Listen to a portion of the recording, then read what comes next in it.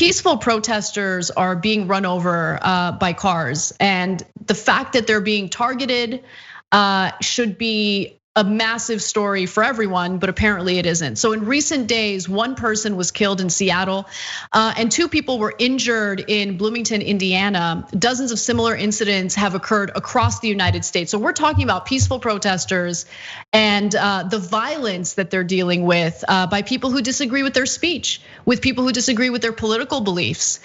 This is the type of story that I would expect the free speech warriors to care about, because not only is this horrible violence, just disgusting on its own, but it's supposed to go against what our constitutionally protected rights indicate. We're supposed to be able to peacefully protest.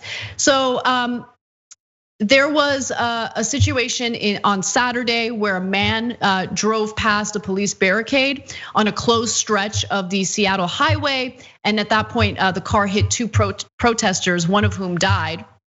His car struck 32-year-old Diaz Love and 24-year-old Summer Taylor, sending them flying into the air as people screamed. Love was hospitalized in serious condition. Taylor died that night. Protesters were also similarly injured in New York and Indiana by protesters who authorities say appeared to deliberately target the demonstrators. And that's important, deliberately attacking them. This is just hideous behavior, disgusting. These people should be prosecuted. In Indiana, for instance, a man in an SUV swerved around police barriers and into a crowd of protesters on a bridge, hitting and dragging 23-year-old Trevor Davis, who was hospitalized. 2 days after that, on Monday night, a driver plowed into protesters in front of a courthouse in Bloomington, Indiana, before speeding away with 2 people desperately clinging to the roof of the car, causing them to fly off. I know, it's amazing. And how many nonstop stories did we see about the looters and look at all the property damage that's happening while these protests go on. Of course, that has nothing to do with the protests. Of course, that was meant to distract from the important message of the protesters. But why isn't this a story that is being covered nonstop? The looters are being covered nonstop. And in this case, we're talking about human lives.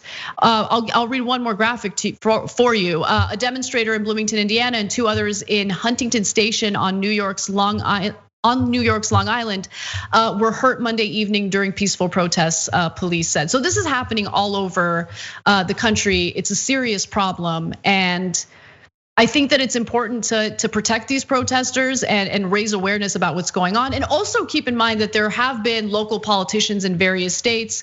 I remember reading about proposed legislation in North Dakota that would literally protect people who run over protesters if the protesters are on the street. Yeah. Luckily that was defeated, but it gives you a sense of where people's minds are at.